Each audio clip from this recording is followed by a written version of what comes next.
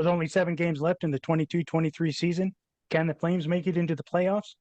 They're only 2 points behind the Winnipeg Jets for the last wild card spot. Dylan and Chris from the ArmChair GM Podcast, we're going to talk about it. Brought to you by the Hockey Podcast Network.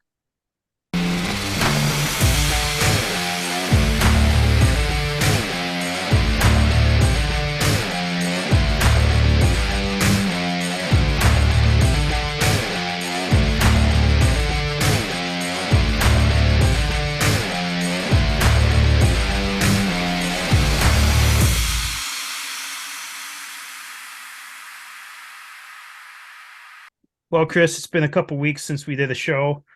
We've managed to have our hearts broken and our hope restored a couple times in that couple weeks. It's the way this team plays and the consistent inconsistencies is it's really hard to keep track of sometimes. Yeah, 100%. Yeah. I mean, when you look at, I guess last show we had was just before we were in Vegas, right, where we broke the streak. So that's what, possible 14 points, and we've got 11 out of 14 points Since then. That's I do believe, right? We beat Vegas. OT loss at home against Dallas. Lost in LA. Win in Anaheim. Vegas lost, and then San Jose and LA. A couple wins. Yeah, no, it's been really up and down. So no, I guess that's 9 points. My bad. It's still a pretty damn good points percentage considering some of the teams we've been playing against, and like Vegas, twice, LA twice, Dallas. Yeah. I mean, they're all right. I mean, at the top of their divisions, right? So I mean, yeah, it's good, and we actually beat 2 lower place teams, and we did fairly handedly. It was good. Yeah, that's not how the Calgary Flames normally go about their business, right? It's not, but it's great to see that they're, even though that San Jose game was really man, it was pretty much an epitome of the Flames season as far as getting up to a quick lead and then just like letting it dissolve. They played with our emotions for 40 minutes, 45 minutes at least. I mean, because we were tied coming out of the second period to a team that we should not have been tied with, right? And thankfully we're able to weather the storm and get a win out of a home game in the Dome, which it's been slim pickings for wins in the Dome this year, right? Yeah, except for the month of March has actually been pretty reasonable. Yeah, they've been playing pretty good at home and away, actually, for the most part. Last game, I think, is pretty much their most complete game that I've seen them play this year. Yeah, they were definitely that was definitely Sutter hockey, right? Get the lead, shut it down. I'll be honest with you, though, it terrified me because we all know what LA can do. They can score pretty much at will, and I'm watching the game going, like, this isn't the time to sit back, and like, you got to keep going. But they held it out. Markstrom stood on his fucking head. He did. He made some absolutely 10-bell saves. But You're right about that. That's one of the things that kind of annoys me about Sutter's system is they play for the 1-goal lead and then they play to keep it. And I can't remember what game it was, but I remember like yelling at my TV, like, because they had got a 1 or 2 goal lead in the first period. And then it was like last month, I think, and then they tried to trap at the halfway through the first period, and I'm sitting there like just losing my shit because it's like teams have a lot of skill nowadays, and they go in like you can't expect to not let in another goal with fucking 50 minutes left in the game. I get it if there's like 10 minutes left in the game, maybe, but you gotta you gotta have possession in the opponent's zone. And the way they've been doing it is they flip it into the opponent's zone, and every time they get it, it's like as fast of a dump as you can do. You know, cross the red line, dump, and just try and get it back instead of actually fucking keeping it in the opponent's zone and trying to score, which they should. This team's version of the dump and chase is dump and then start chasing instead of coming in with a head of steam where you already have momentum going into the zone, to where you can actually potentially beat the defender into the corner for the puck, which is kind of the concept behind it. But you're right, like you can't be doing this holding back against a team like LA, especially with the amount of two on ones that the Flames have brought back, this season, or had against us. Like it's just been like a plethora of high danger chances that we leave for the other team. So that, and to start playing the old dump and chase and trying to clog up the neutral zone, which is great, defensive hockey, they're just not quite equipped for it. Now, in their defense, they did have 2 goals in the third period that should have counted. So I mean, the 2-1 is slightly skewed. I mean, that empty net goal was ridiculous that they called that back. I mean, just a linesman's mistake, I guess. Whatever. It's unfortunate that they can't challenge that. Yeah, that, because just for people that don't know, I'm sure there's lots of people out there that were freaking out over that. You can challenge a goal, but you can't challenge a not goal. Basically, is why that happened. So Minnesota could have challenged that, but that would be stupid, right? But we couldn't challenge that because. And I think I said that last night, right? That'd be the epitome of balls. 12 seconds left. We're going to challenge that. But and then that, that one scrum play that, I think it's sitting at around 85% of the population knows the puck was in, and 15 says they didn't see conclusive evidence that it was in. See, to me, it's one of those situations where it's obviously it's obviously in, but the only angle, there's no way that can't be in, considering what happened before and what happened next. But Lindholm's stick is in the way of the one angle where you can actually see the puck.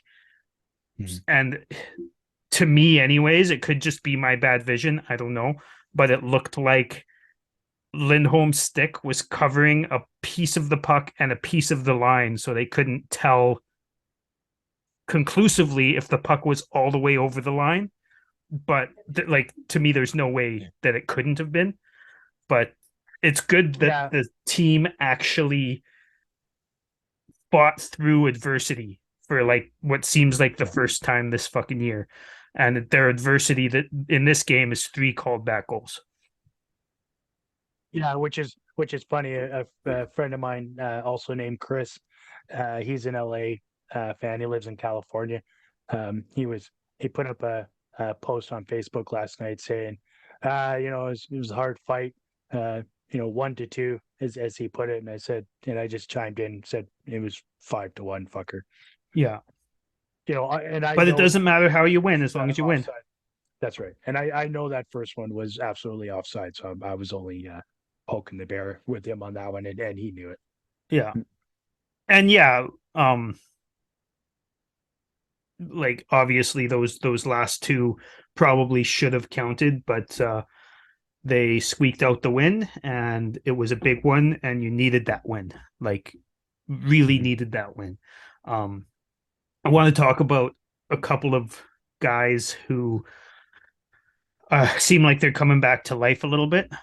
Um, Two guys that both of us kind of have issue with in general. No, not Luch actually. Come on now. He Didn't is you say coming to back me to last life, night? but Didn't you say to me last night that you were surprised with how fast he looked last night? yes, I did say that in Okay, give him his credit on air. God damn it! yeah, no, he I think Dewar is really sparking Lucic He a truly is. lot. Yeah, And it's I, good because Luch needs that. And um he looked fast, he looked engaged, and he was hitting. So that's awesome to yeah, see. But I was we'll talk about Dewar in a little bit too, because he's been he's been amazing, honestly. He's been yeah, way more than a fourth liner, is expected to be to me. yeah. Um but the guys I wanted to talk about were Kadri and Mangiapane. Now Mangiapane is finally starting to put pucks in nets. Yeah, I was gonna say.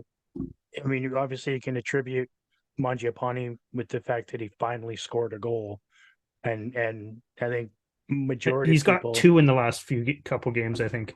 exactly. And so I think majority of us knew that he was because he got the one because he's been a very streaky player his whole career. That you know a few more were likely to follow fairly quickly, and so he got another one.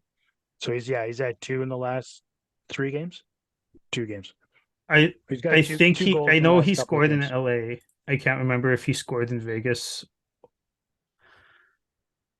I know what the scores Uh, are, but I can't remember who. Yeah, no. Kadri scored in Vegas and Luch. Um, yeah.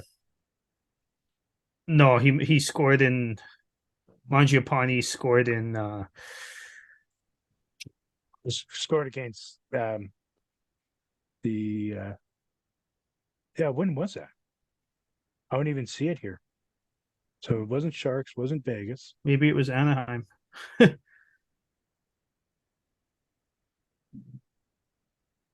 Yeah, he scored in Anaheim, and then he scored again in LA. Yeah, right. So Okay, so he's four starting to games separating. yeah, he's starting to feel it, which is good. And Kadri, I know he's still playing on, the quote unquote third or fourth line or whatever you want to call it. Um, and he's not getting the ice time that he would like, but I think he's getting the ice time that he deserves for his play in the last little while. And I'm happy to see that. But the last couple games, he's looked engaged. He's looked a lot. And have you noticed, that thing that drives us both nuts, where he skates over the line, over the blue line with the puck and just skates directly into a fucking defender? Yeah, I yeah. He hasn't done that in the last couple games that I've seen. He did it twice last night, and I I didn't remember notice it. he it didn't really amount to much afterwards, so it was okay, I guess. I was actually thinking about this last night after I saw him do that, and and I honestly think that somewhere along the line, either whether he was in junior or just starting out his NHL career, I think somebody may have made a mistake and called him a power forward Because to he his plays face. like one. Yeah. He He tries tries to. to. Yeah. Yeah. He thinks he can just power his way through defenders and he can't. He simply can't. Yeah. Um He's he need, not he needs to Miko he needs to Rantanen. use his no, he needs to use his teammates more and he needs to go around people. Yeah. And we've talked about this many times. But you're right. He has looked better. Um See, I didn't notice him he's doing that last night, but maybe I had my phone in my face for that. Who knows? I can't remember if it was either you or Steve in the group chat there were saying that he looked like he wasn't as selfish last night, and not 10 seconds later he tried to do one of his things, ran into the defender, Oh, lost the puck, and they came up the ice, and I went, oh, except for that. yeah. No, it was me because he doesn't seem as selfish, and I know a couple people in our group chat are um vehemently against me saying that Kadri is selfish, but Kadri has played very selfish over the last couple months, and honestly, for the most part, his career. But again, he's looked a lot better. He's looked like he's taken the message and is trying to play his way back up the lineup, which is what Adam Ruzicka doesn't do. Um, Yeah, when at he's all. on, yeah, And that's why he's not playing. yeah, exactly. I am worried, not worried, but I'm interested to know why Peltz isn't getting any ice time. Yeah, His last game, he didn't look good, but I didn't think it warranted sitting out 2 weeks or however many games it's been. yeah, I think he's played once in the last like week and a half or something like that. Yeah. Um, yeah, I know he's made a couple of bad giveaways in the last two games he's played. And I think that's what got him benched, or rather press boxed, Mhm. which is okay. But to me, if you're this is another thing about Sutter that drives me nuts, is he'll sit a young player for doing that for 2 weeks, basically, but he won't sit any of the older guys for he might sit them for a game or two, but he doesn't treat them the same. Mhm. You know what I mean? Yeah.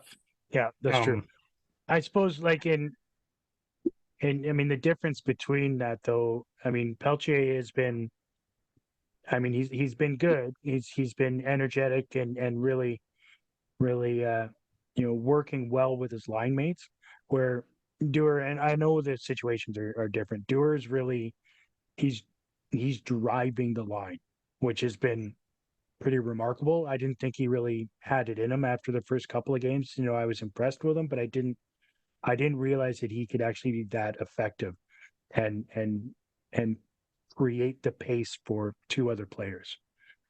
I'll tell you what I said on the 960 text line the other day. Um, Walker Dewar, I think, has a lot more potential upside than I thought.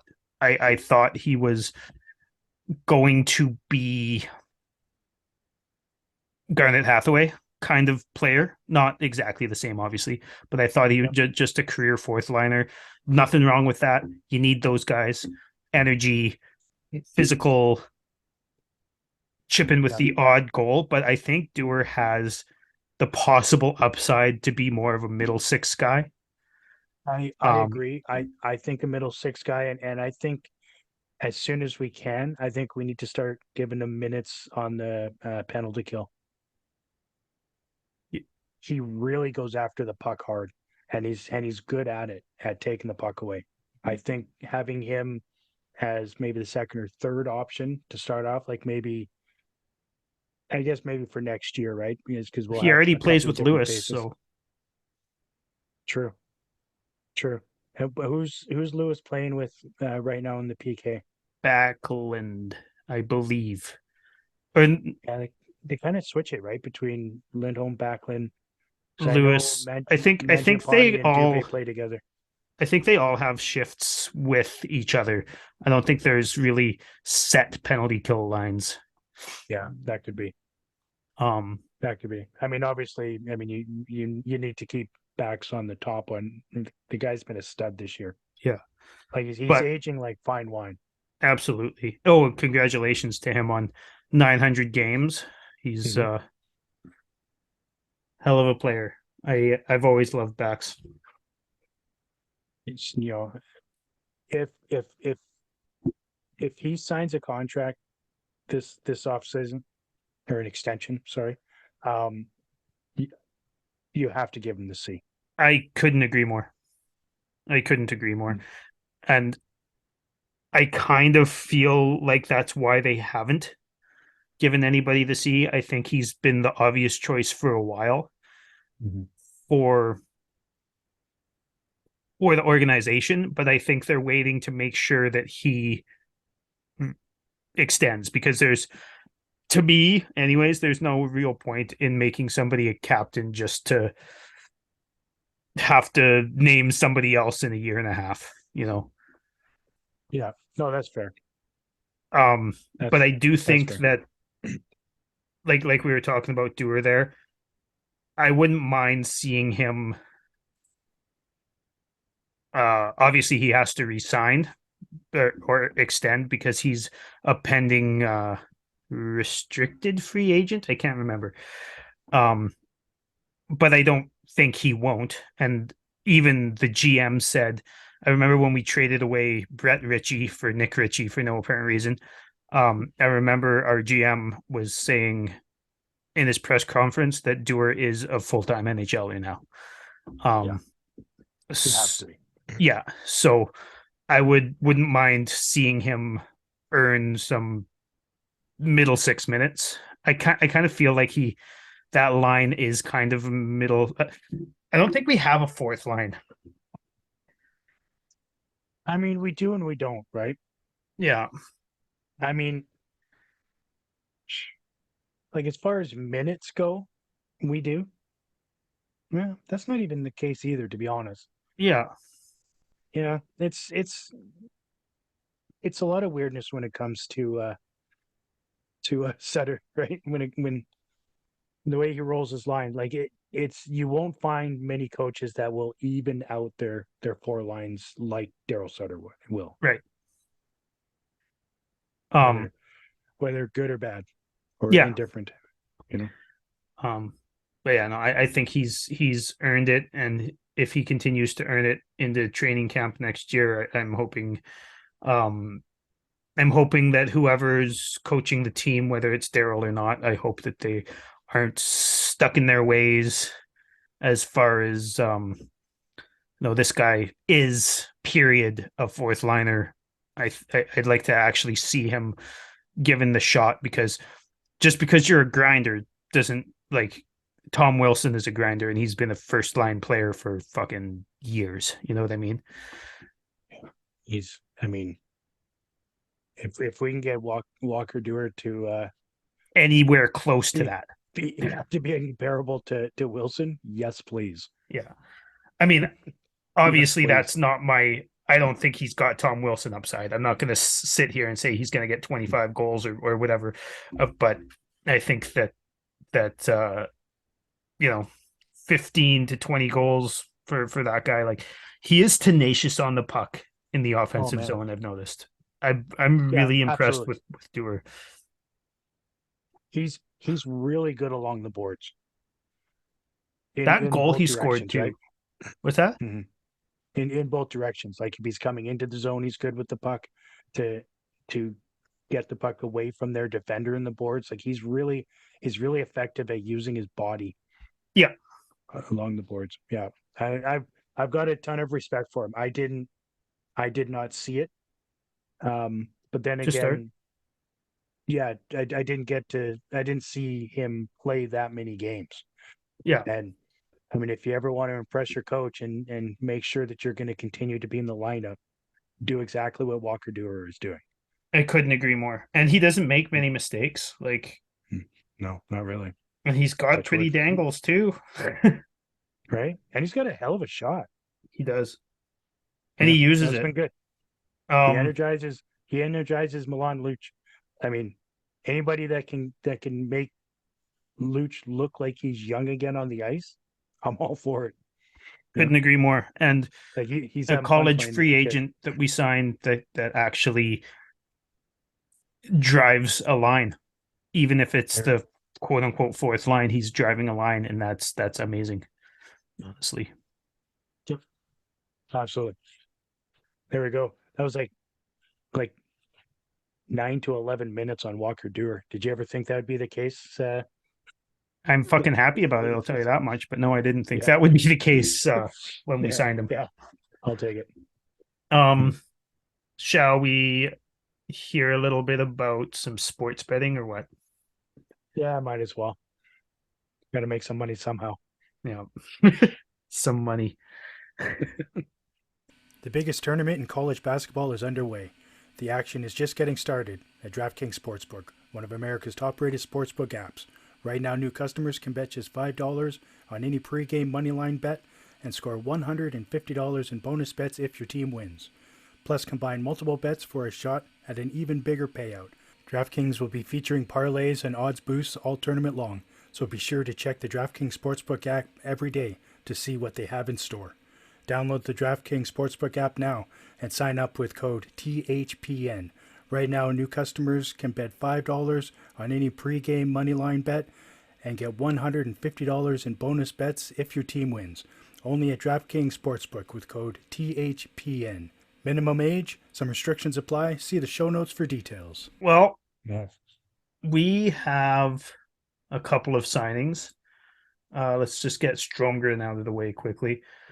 Our second round pick from last draft, 45th overall, signed to his entry level contract yesterday, I believe, which is great. I think that was today, like 5 hours ago. Oh, was it? Well, there you go. I think so. Could be wrong. He played a little bit. Just a quick rundown here. He played a little bit in the adult Swedish league, which is a pretty decent competition. And in 45 games, he had 8 points, which isn't by any stretch of the imagination amazing, but it's it's pretty decent for a rookie, playing in his first. He is only 19. I think it's 20 in a Playing, couple of months, but I guess he had 6 games last year as well with 0 points, but really this is his first real stretch. But it looks like he got sent down to junior, where he's been ripping it up. He's played for 2 different junior teams this year, has a hat trick in one game with one team, and then has a goal and 2 assists in one game with another team. So in 2 junior games, he's got 6 points, which is not bad at all. I don't think there's any reason for the fan base to get overly excited about him. He might turn into something in 2, 3, 4 years, but we don't know. I think he's probably gonna just play for the Wranglers for at least a couple years here. yeah, I would think I would suspect that next year in training camp, if our Swedish players can give him some advice and just have him build right. And you're right. I think 2 years probably at least in the A. Yep, which is totally fine. Yep. Oh yeah. Yeah, and I agree. On to the big signing. Lots of guys that are deserving of a better look next year, I think. I couldn't agree more. So let's talk about Matt Coronado because everybody seems to want to all the time. Am I excited about it? Been saved. Yes. Obviously, I'm excited about him. We drafted him 13th overall. I didn't think he wasn't going to sign. I know a lot of people were comparing him to Adam Fox because, from the States and all that type of stuff. And it's like, just because one guy is an entitled little shit doesn't mean everybody else is an entitled little shit. Well, and I like everybody's argument that, well, because he's American, he wanted to play for an American team. No, Fox wanted to play for the Rangers, period. Yeah, he said no to Carolina, which I believe traded to an American team and still said no. So yeah, I believe in his defense, I will defend him a little bit in the fact that he was upfront before he was fucking drafted that he didn't want to play in Calgary. Yeah, So, it was a draft blunder, is what it was. 100%. Yeah. So, Yeah. Last time I checked, Raleigh's in Canada, right? North Carolina, Yeah. I doubt it. Yeah. Well, It's America, baby, America. yeah. That was sarcasm, by the way, for those of you who can't pick up on that type of stuff. Anyway, so Coronado signed, a couple days after the Harvard Crimson got eliminated in most unceremonious fashion. I think they were supposed to be one of the top teams in the tournament, and they got booted out in the first game. But I don't think he's going to get into any games this week, and that's okay because he doesn't know the systems, and we are in a position where we are pretty darn close to making the playoffs. And I think we all know Sutter isn't even playing fucking Pelche right now, who's got 20 some odd or 30 some odd, I don't even know, games under his belt. So I think the second we are eliminated, I feel if that happens, I feel Coronado probably gets a couple games, but I don't see any reason to really play him more than 2 or 3 games, honestly. And that's not being restrictive.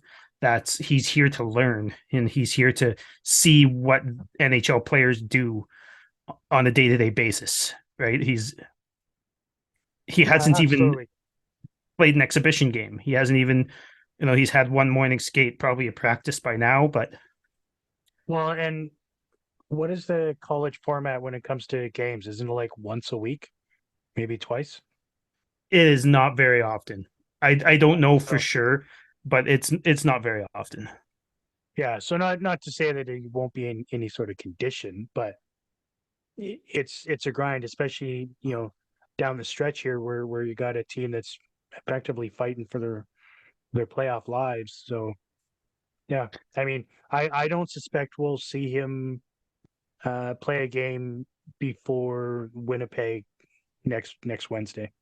Honestly, I don't see him playing Winnipeg just because of how big that game is. No, 100%. Yeah, I don't see him playing any of the games between now and next Wednesday. At least by then we'll have a better picture as to where we are, and then we can reassess whether or not he even would come back in or come in for the last 3 games of the season. Who knows, right? I don't think Coronado is used to playing, what is it, 1, 2, 3, 4, 5, 6, 4 games in 6 days. Correct. So who knows? Maybe he gets in against Chicago or something like that, but I doubt it. I feel like he will definitely either way get in against San Jose for the last game of the year, but that's the only real lock for me, I think. Yeah, I think he gets one more somewhere probably, but I'm not. Am I excited to see him progress over the next couple of years? Yes, I am, but I don't think he's ready, and we need guys who are ready right now. Period.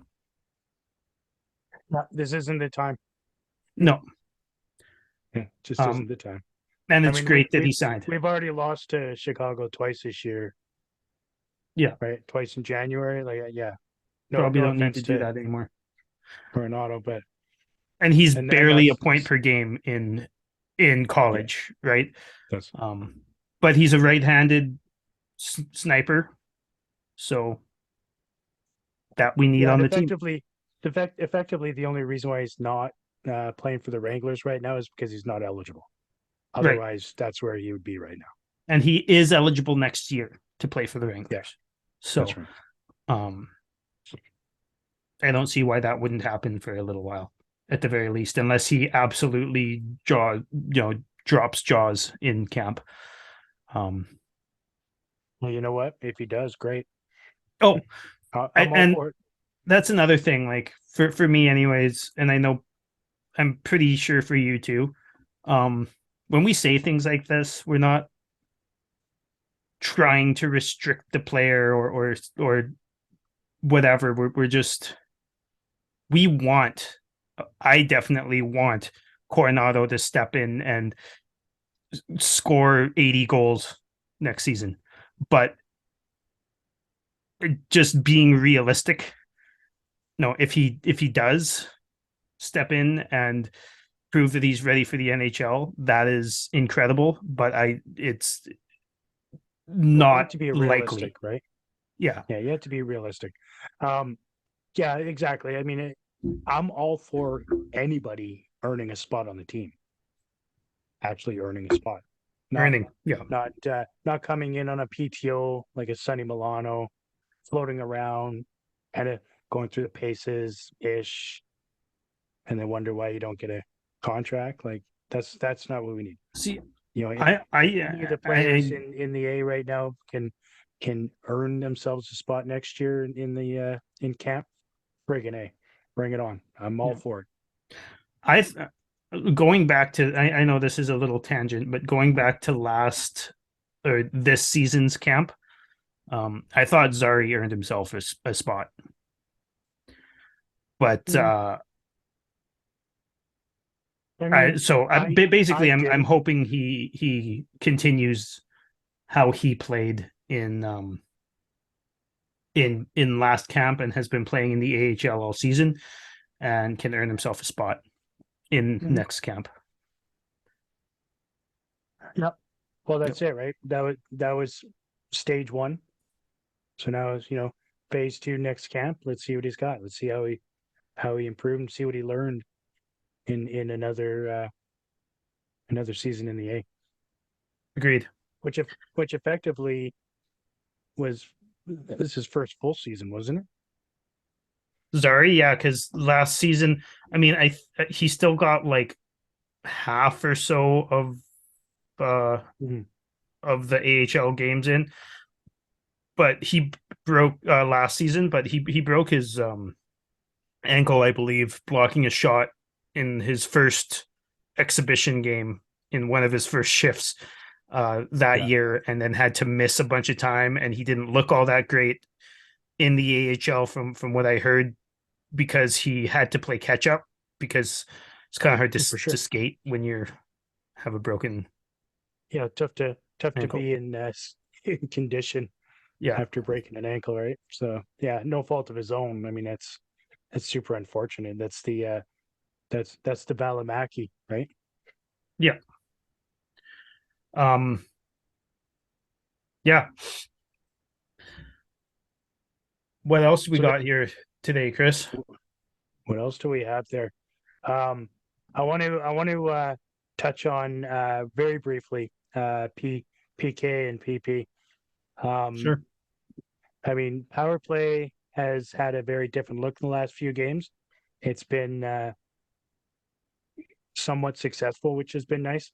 They're not they're actually trying to gain entry into the zone, and when they're not just gaining entry in the zone when they dump it in, they're at least trying to start it off with a full head of steam.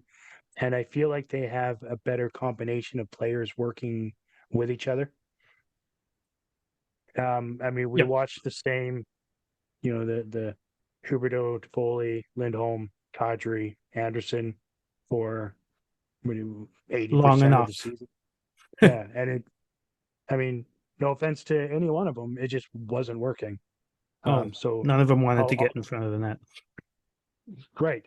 The one guy that should be is pissing around over in the side of Yeah. the hash marks, right? Um, so I mean, I'll put it on coaching staff because I mean, like to run that same freaking line for so long with mediocre success is just And it's asinine. expect it to work. And the thing is for months it was every time Kadri did almost every time Kadri got in front of the net, they'd score. But that's right. But then he'd not go in front of the net on the power play for the next 4 games and they Mhm. wouldn't score. Go hang over on the side again, thinking that he's the playmaker on the team, which he's not. Right? He needs And to he be shouldn't that have been the guy agitator, carrying the puck up the mixing ice it up either. ever. No, I agree, 100%. So now it's been, just definitely a different mix, right? Yeah. Some guys that have never been on the power play as long as this season is concerned, anyways. And just some different pairings and groups, which can be refreshing, right? It It gives you a seems to new be look. working. It gives you, yeah, that's right. If you just try something new, for the love of God, Daryl and your people. I'll be honest, Fuck. I couldn't even tell you what the lines are, the power play lines are, because they're it looks like he just like points at five guys and says, "You guys this time," Yeah, and then maybe next time too, but I don't know. yeah. Well, I got the sense that he just picked one guy from each line and then a defender. Right? Like it was Yeah, super bizarre. But you know and what? I'm gonna look it up It right now. So right now, it our did. first power play unit is Backlund, Lindholm, Mangiapane, Toffoli, and Anderson, and our second one is Uyghur, Huberdeau, Ritchie, Kadri, and Dubé, Right. which That's is the one when I kind of like we were talking off screen there. Um, it's kind of like two second power play units. yeah, yeah, exactly. Yeah. I don't know why they're still playing Kadri and Huberto together. It just stop it. Right. They You know, have no fucking chemistry at all. yeah, yeah. You got a playmaker playing with a guy that thinks he's a playmaker, and it just doesn't work. If you can So imagine. these are the guys that Huberto has to pass to on the power play right now. Ritchie, Kadri, and Dubé. And Uyghur. But actually, we should talk Uh, about Raz and Uyghur for a minute. They haven't been playing together since Tanev went out, but when they were playing together, they were very good together. yeah, I think they're both, I could be off a little bit here, but they're both close to a point a game in their last 10. right. Uyghur They, has really started coming along. I really like Uyghur. Um, and Anderson, I mean, Anderson just keeps getting better. I'm super pumped on the future with that pair for the next however many years. I would agree. I was kind of apprehensive when it came to Uyghur, especially the first couple of weeks. But I mean, learning a new system, coming from a completely different style of approaching the game. So It's not even, obviously yeah, that's going to take some time to adjust, right? So I'll give him that. That's fine. it took too long, But I tell you what, but I think he took 2 months longer than I wanted, but yeah, he's looking pretty good right now. I mean, he hits a lot, which you don't you don't see it that much. Like when you watch, like it's not like he's Zadorov trying to take people out at the blue line. He just makes those smart little hits, those little plays that lots of that have really, rubouts. yeah, a lot of rubouts, and he's really good with his stick. It's as you and I have both alluded to over the last couple of weeks, is very TJ Brody esque, right?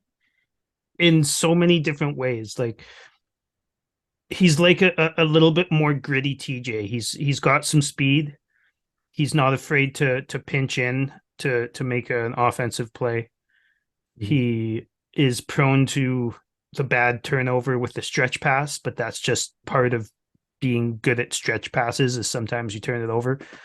Um, Sometimes he tries to spinorama move and just falls on his fucking ass, and he's done that and a couple times too. that was so gross last night. Yeah, but Yeah, what a save in by general, he's Lundstrom been on that great. breakaway. Yeah, no, I think you know what, if the two of them can play more together, because I do agree. I think our first pairing needs to be Anderson and Uyghur, and then if Noah continues to be a member of the team, I think putting him with Tanev, if if Tanev ever plays again, the poor guy, man. The guy is such a warrior, and I Yeah. don't know how hurt he is.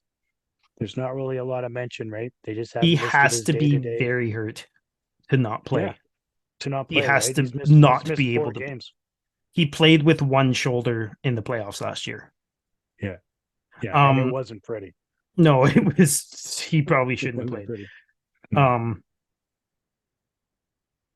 but yeah, no, I agree. One thing I do want to say too, because over the past several years or a couple years, Tanev does this, or when the team doesn't have Tanev, when he is hurt, when he's out for whatever reason, they have run around like headless chickens and made way more mistakes than they would even with him around. Um, and over the last couple games, they haven't.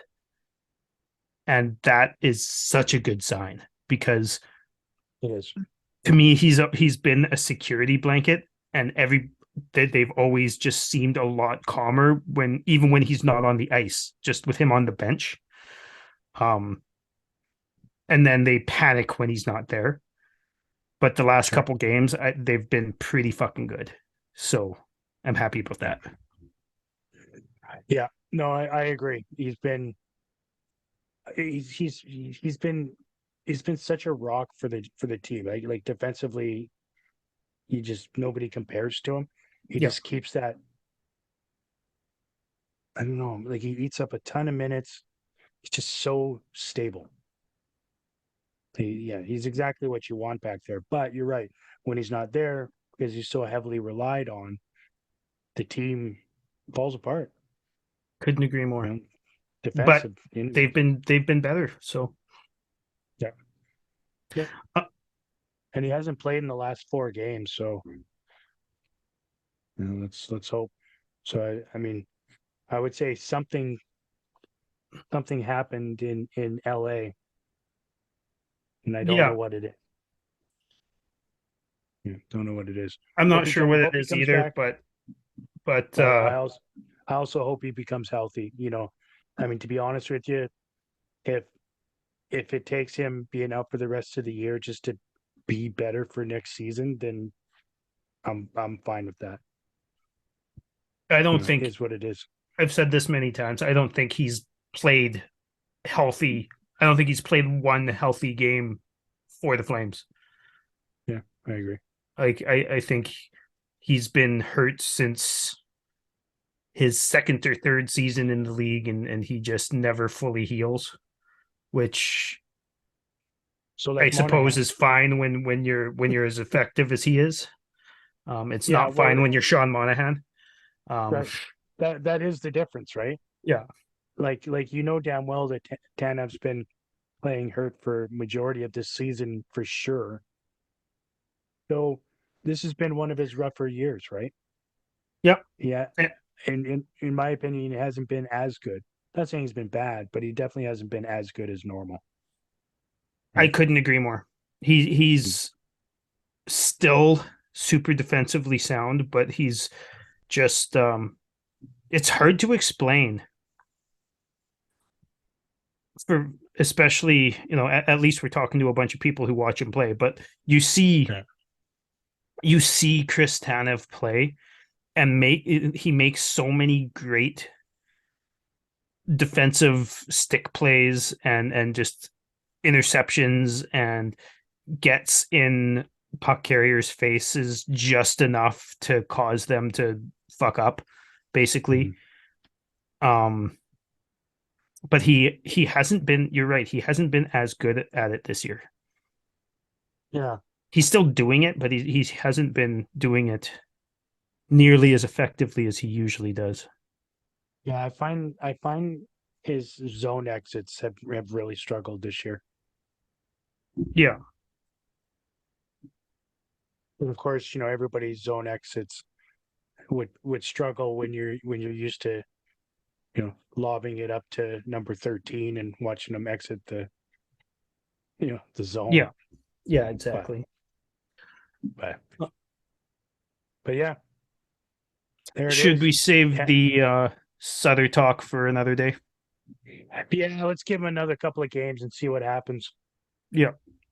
Give him another couple of games. Yeah. I mean, got maybe we'll Vancouver just on do an Friday. episode about it. Maybe we'll do a mini episode about it in the next few days or something like that.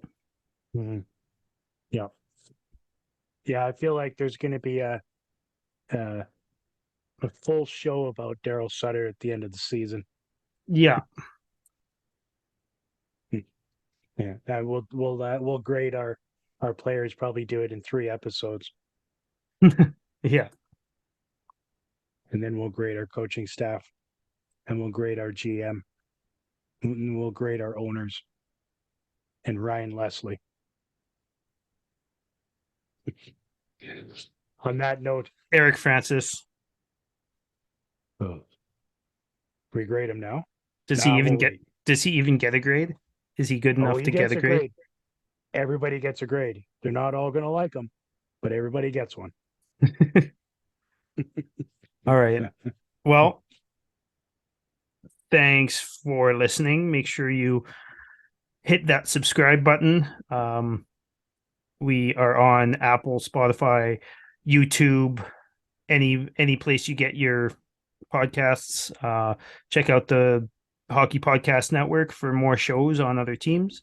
And go Flames, go. Go Flames, go. Thanks for watching, everybody. Have a good night. Cheers. Cheers.